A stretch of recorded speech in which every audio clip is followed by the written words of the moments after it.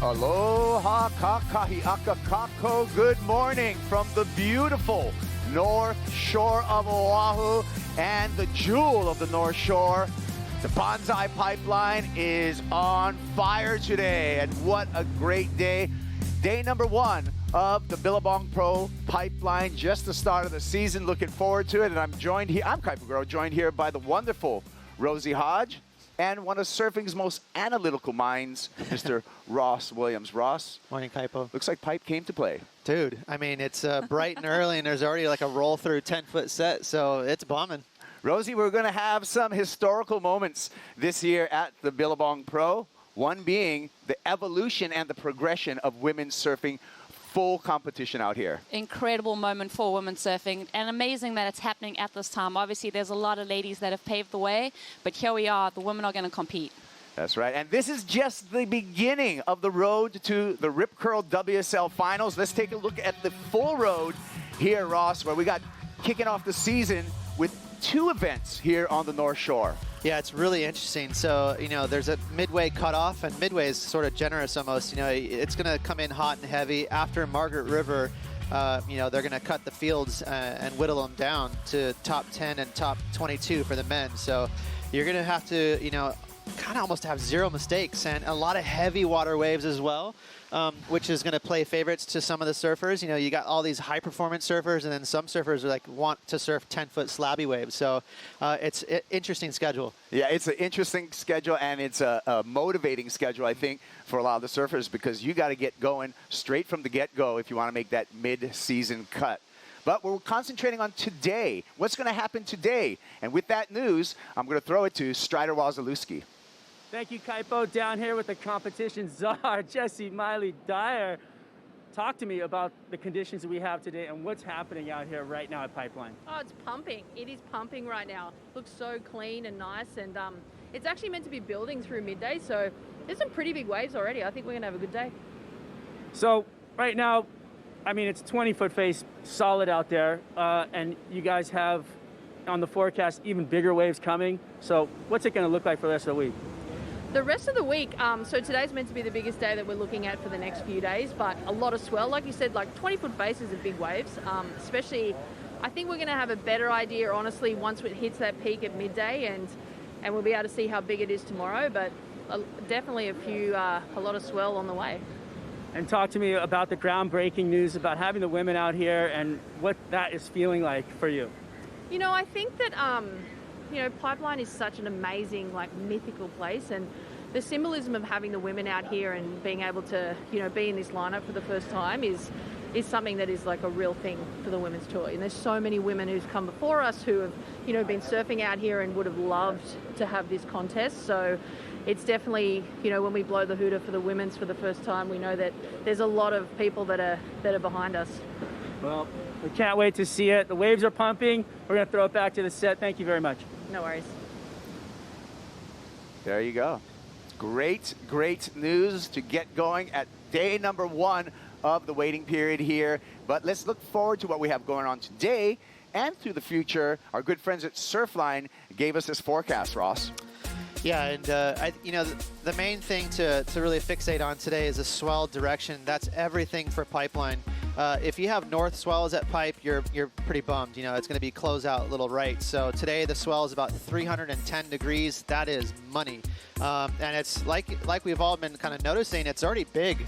There's some second reef roll throughs. So if it's already 10 to 12 feet right now, by midday, it could be quite a bit bigger. And the other thing that's really great to see on the forecast of Surfline is there's 2 to 3 swells backed up. So we got a ton on offer.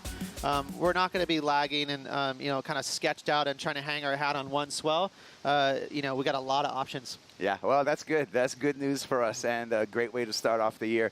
Starting off the year, there is one person that we are going to be missing, is Gabe Medina. Earlier this week, Gabe gave us notice on he's going to not be competing at this event. You can see his statement right here that he put out earlier this week on his social. And we really hope to see Gabe at some point later on in the season, but he's very clear that he's not going to be here at the Billabong Pro Pipeline. Yeah, it's obviously sad that we don't have Gabe here, but then this also opens up opportunities for other surfers. I mean, Gabe is that guy that's so strong out here, so that gives other people windows of opportunity to become a pipe champion. Yeah, well, talking about pipe champions, we're going to take a look at some pipe champions when we return right after this quick break. You are watching the Dawn Patrol here at the Billabong Pro Pipeline.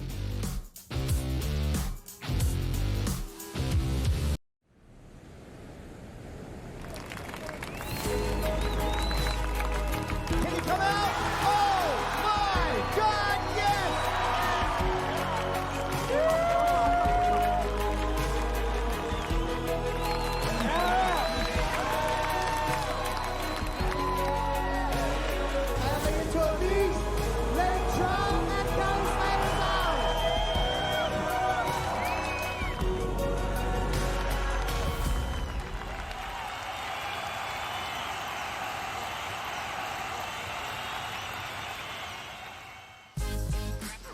Welcome back to the Dawn Patrol. Here, day number 1 of the Billabong Pro Pipeline. And if you're just joining us, well, clear your schedule because competition has been called on for today. And we are excited. I'm Kaipo Guerrero, joined by Ross Williams and Rosie Hodge to get you into the morning, get you warmed up for the first day of competition for the Championship Tour in 2022, gang. I mean, this is going to be a huge wake-up call right out of the gates for the competitors, Rosie. We're just looking at some wash-throughs in the second reef, so it's pretty cool, like, to kick the year off. It's such a different vibe this year at Pipeline. There's nowhere to hide. No way. I mean, and with that mid-year cut rolling in straight off the bat, but like you said, Ross, that increasing swell, great winds all day. I wonder what it's going to look like when that sun starts to poke over the Pupukea Mountains. This is the road to becoming a world champion, but almost as applauded as being a world champion is being a pipeline champion. So this gets kicked off here, and here are the 3 champs, Ross, that we have in the draw for this year's competition. Take a look at those stats. It's incredible. I mean, John is, arguably the guy to beat out here this year. But Kelly, there's nowhere to, there's no other way to put it but that it's just the guy. He's the GOAT. Kelly's still surfing at age 50. He's nearly 50 years old. Amazing at pipe. But I will say, Rosie, this man right here, Italo, got the barrel of the morning so far today. So he's looking sharp. Yeah, I mean, Italo, that hunger just drips off him. I mean, that adrenaline, everything that he's feeling, he wears his heart on his sleeve. Yeah, it's just great to see him in the mix. Taking a look here at the final from 2019 here at Pipeline, where Italo Ferreira became not only a Pipeline champion, but a world champion. This clash was an incredible one. 1 and 2 in the world. The championship and the world title decided on the final heat of the day.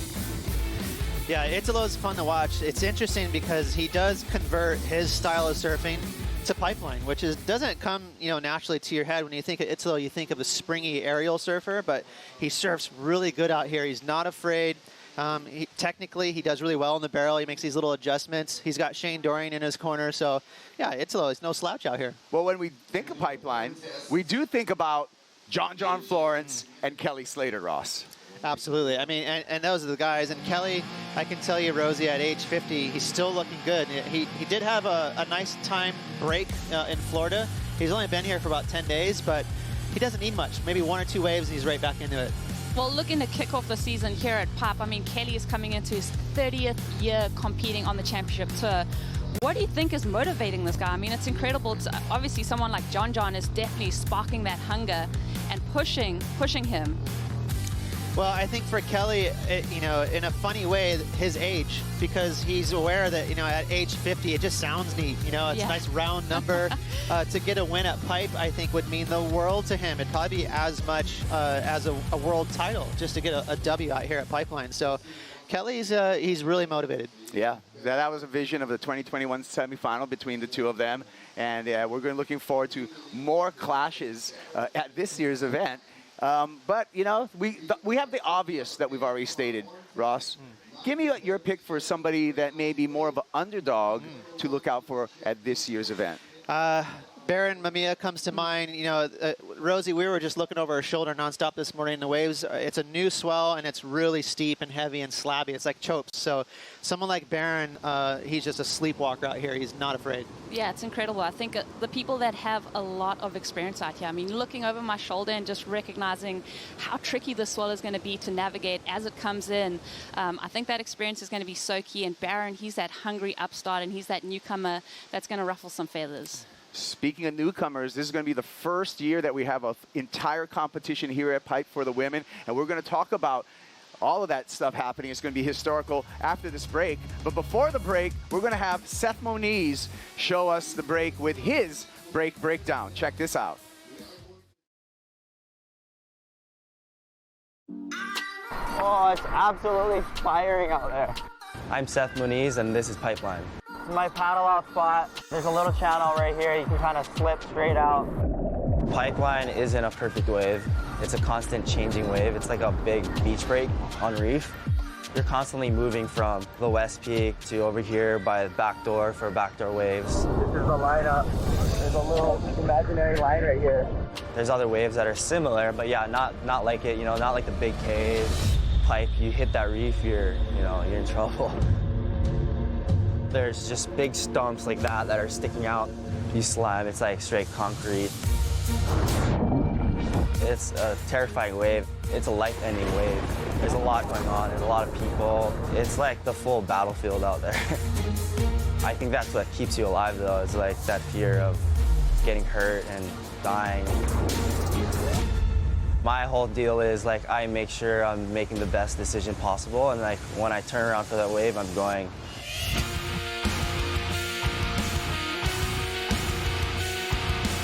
If Pipe is good, no one really cares how everywhere else is. It's all eyes on Pipe because it is the most entertaining wave in the world. Anytime someone asks me where my favorite wave is, it's Pipeline for sure.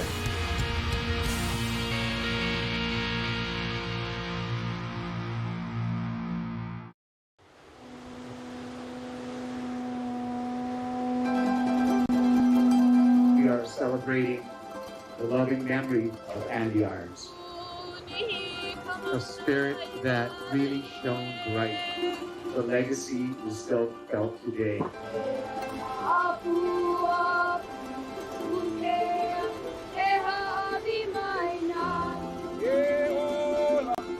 Blessing, life, let's bring life.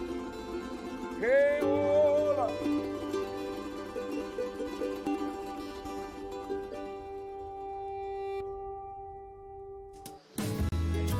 Back at the Dawn Patrol, and Pipeline is firing. Evident on your screen right here. And this is just the warm-up. We haven't even started the day yet. We got a big day. Day number 1 of competition here at the Billabong Pro Pipeline. The start to the road for the WSL Finals. And it's going to be a long and exciting road. Joining me, Ross Williams and Rosie Hodge. I'm excited, Ross. I can hear your excitement. It's contagious. Yeah. I mean, that was a cool piece on Seth Moniz, and right into a clip here this morning. Good little roadmap of how to sort of, well, not so much a roadmap, but how much everyone appreciates Pipe, the adrenaline you get from it. I mean, Kaipo right here, he can't even contain himself. He's not even in the water, Rosie. What's going on? I mean, I think we're all frothing and bubbling at the seams. But yeah, I mean, there are going to be a couple backdoor gems today, but I think it's going to be super tricky to find them in a 30-minute heat. It's going to be tough.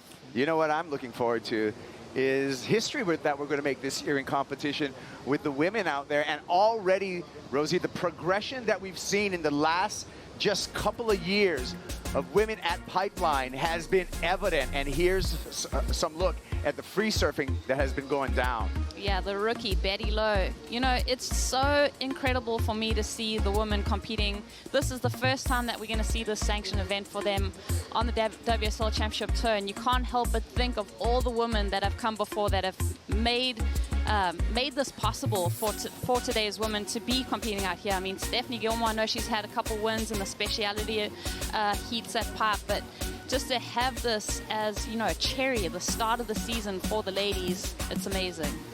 Yeah, it's interesting, too, because Pipeline, as you guys know, is very, very polarizing. You know, if you're sort of a high-performance surfer and that's your forte, Pipeline's really not the place for you. You know, it's just so in your face, it's scary, it's gnarly, people get hurt out here.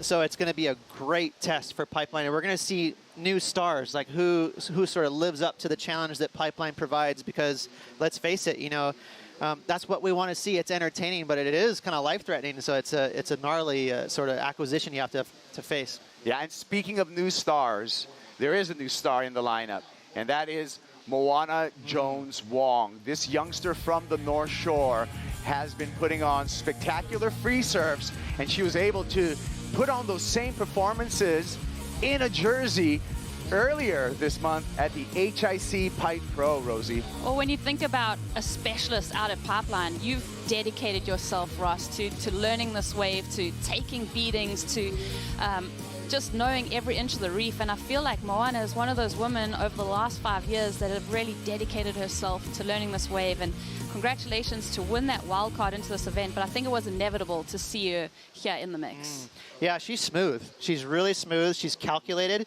She doesn't just charge with abandon. You know, she usually looks for those little chip-ins and bottom turns and just gets absolutely barreled. She makes it look easy, sort of like a Jerry Lopez. That's a huge compliment. She's going to be the one to watch for sure.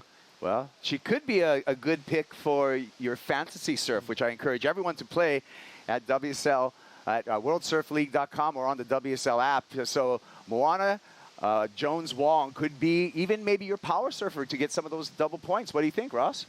Yeah, I mean, the wild cards for both the men and the women are huge at Pipe. These are typically some of the specialists that shake it up. Yeah, definitely. I think this event, when you look at who gets thrown into the mix, it's so dangerous for those top seeds because they are people that have just all round been so good at the location. Yep. So I look forward to playing for Surfer Fantasy, but we're going to be back right after this break with a great Pioneers of Pipe for you to check out. We'll be right back.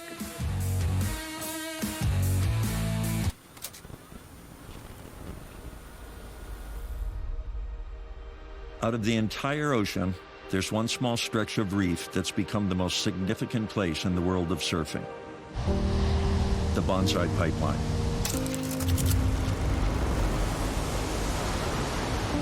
I've seen a lot from the lifeguard tower at Ihukai Beach Park. Over 4 decades of swells, rescues, and a front row seat to the best surfers in the world. For me, like many others, it's sort of like a second home. These contemporary artifacts bring back memories of the past, my own history of the pipeline, and my love of surfing. This is the story of the most dangerous, challenging, and rewarding wave in the history of surfing, and the men and women who shaped how it was ridden. This is the story of the pioneers of Pipeline.